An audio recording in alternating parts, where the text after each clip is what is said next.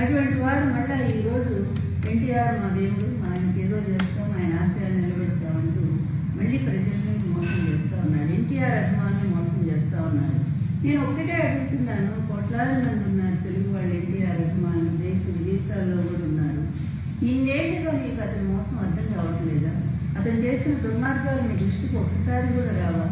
ఇంత దుర్మార్గంగా ఎన్టీఆర్ని చంపినటువంటి ఒక వ్యక్తిని మీరు అతన్ని ఎందుకు సపోర్ట్ చేస్తున్నారో ఒక్కసారైనా మీరు గుడిమే చేసుకుని ఆలోచించండి. నిజమైన ఎన్టీఆర్ అభిమానులు అయితే ఎన్టీఆర్ జరిగిన అన్యాయాన్ని, చివరి రోజుల్లో ఆయన ఆక్రోశాన్ని, ఆయన ఆడియోల ద్వారా వీడియోల ద్వారా ప్రజలకు చెప్పినటువంటి సందేశాన్ని, వీటన్నిటిని మీరు పట్టించుకోరా? చంద్రబాబు ఆడేటువంటి అబద్ధాలు, చంద్రబాబు మీడియా చెప్పేటువంటి అబద్ధాలు, వీటినే నమ్ముతూ అవే ఫాలో అవుతుంటారా? అంటే మీలో కూడా ఎప్పుడో ఎన్టీఆర్ పట్ల నిజమైన ప్రేమ లేదని నాకు అనిపిస్తూ ఉంది. నిజమైన అభిమానులు అయితే ఒక్కసారి చంద్రబాబు నాయుడు దుర్మార్గాన్ని చూడండి. చంద్రబాబు నాయుడు ఎన్టీఆర్ చేసిన ద్రోహాన్ని గురించి మీరు ఒకసారి ఆలోచించండి. ఎన్నేళ్ళైనా చరిత్ర అనే సంగతి మర్చిపోవద్దండి.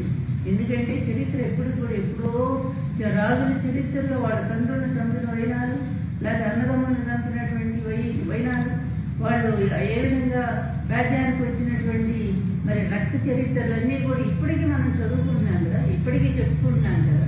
మరి అంత మహానుభావుడైనటువంటి ఎన్టీఆర్ చరిత్ర ఊరికే పోతుందా? అది కూడా ఎన్నో సంవత్సరాలు ఉంటుంది కదా. ఆ చరిత్రలో రక్తమార్కు ఎవరిదంటే మరి అది చంద్రబాబు నాయుడు కదా. రక్తమార్కును సృష్టించి మళ్ళీ ఏం ఎరగినట్టుగా నాటకం ఆడుతూ ఈ విధంగా ఎప్పటికంటే ప్రజలను మోసం చేస్తూ వస్తున్నటువంటి చంద్రబాబు నాయుడు దుర్మార్గాలు కనీసం ఈ ఎన్టీఆర్ గారి వర్ధంతి రోజైనా, 30వ వర్ధంతి రోజైనా మీరు ఎన్టీఆర్ నిజమైన అభిమానులు ఆలోచించండి. ఒకసారి దయచేసి ఆలోచించండి. చివరి క్షణాల్లో ఆయన ఎంత దుఃఖపడ్డారో, తనకు జరిగిన అవమానానికి ఎంత విలపించారో, వచ్చిన అభిమానులందరి దగ్గర ఎంత ఆవేదన వెలిబుచ్చారో. ఈ దుర్మార్గుడు, ఈ వెన్నుపోటుదారుడు, ఈ కుట్రదారుడు, మరి ఇటువంటి నీచుడు నా అల్లుడని చెప్పుకోవడానికి కూడా నేను సిగ్గుపడుతున్నాను. నమ్మి నా పిల్లనిచ్చి పెళ్లి చేస్తే నా గొంతు కోశాడు. చివరికి నేను వ్యవస్థాపక అధ్యక్షుడి, నన్ను పార్టీ అధ్యక్ష పదవి నుంచి తొలగించాడు. తర్వాత అధికారాన్ని 254 సీట్లు నేను కష్టపడి ఎన్నికల్లో సాధించుకుంటే 8 నెలలు తిరగకుండానే మరి ఏదో వంకలు చెప్పి వైస్రాయ్ హోటల్లో ఎమ్మెల్యేలను పెట్టి దారుణంగా వాళ్ళని డబ్బుతో కొనుగోలు చేసి చివరికి నా పదవికి ఎసురు పెట్టిన నీచుడు.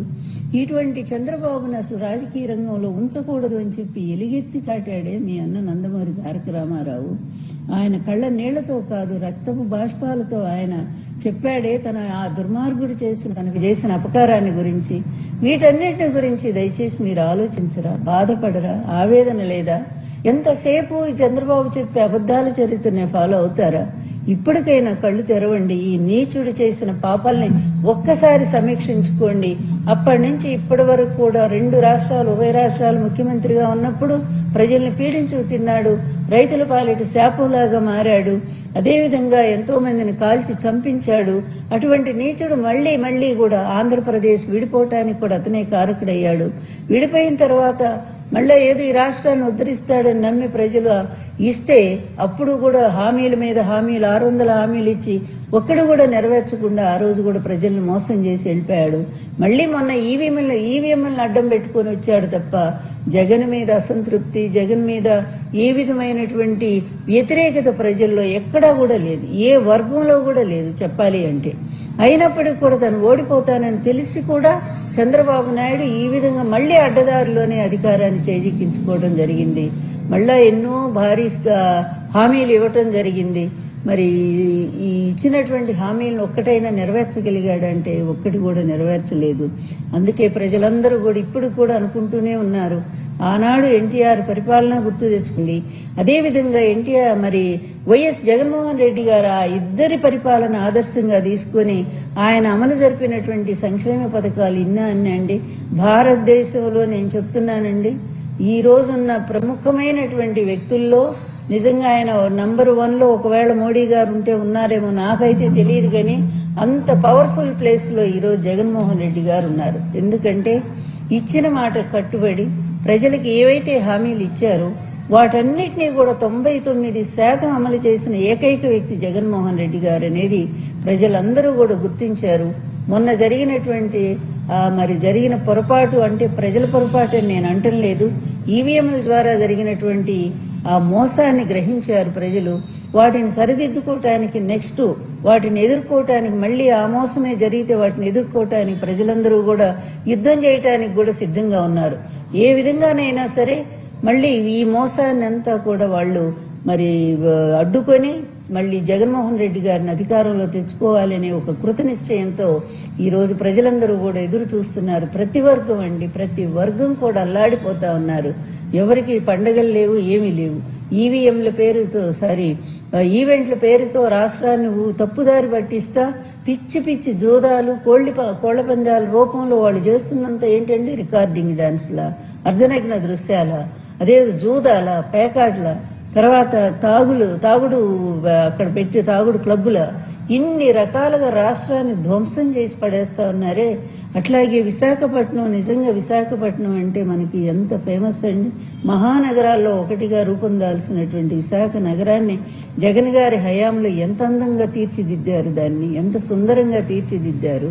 అలాంటి విశాఖ బీచ్ని ఇప్పుడంతా కూడా డ్యాన్సులా, లేకపోతే ఏదో ఫెస్టివల్, విశాఖ బీచ్ ఫెస్టివల్ పేరుతో పిచ్చి అన్న అసభ్యమైన దృశ్యాలకి అక్కడ ఆలవాలం చేస్తా ఉన్నారా? ఈ తండ్రి కొడుకులు వచ్చి ఏం చేస్తున్నారు? ఒకవైపేమో ఈ భూములన్నీ కూడా 90 పైసలకి రూపాయికి ఇచ్చేసి మొత్తం దాని ద్వారా వచ్చే కమిషన్లన్నీ కూడా లక్షల కోట్లు, మళ్లీ వాటన్నిటిని కూడా మూటలు కట్టుకుని దొంగల్లాగా ప్రజల సొమ్మును దోపిడీ చేసుకుని ఈ రోజు వెళ్లిపోయి ఎక్కడో ఈ దేశంలో పెట్టరు, మళ్ళా పెట్టుబడులు ఈ రాష్ట్రంలో పెట్టరు. పెడితే కనీసం కొంత ప్రజలన్నీ బాగుపడతారు కదా. అటు కాదు, ఎక్కడో ఉండే పక్క దేశాల్లో పెట్టుకుంటారు. ఇదంతా ఏదైనా ఒక్కటే, పాపం పండిన రోజు ఏ సొమ్ము మీకు మిగలదు చంద్రబాబు. అలాగే లోకేష్ కూడా చెప్తా ఉన్నాను, మీ ఇద్దరి దుర్మార్గమైన పరిపాలన, నీ రెడ్ బుక్ రాజ్యాంగం రేపు అది నీకే చుట్టుకుంటది.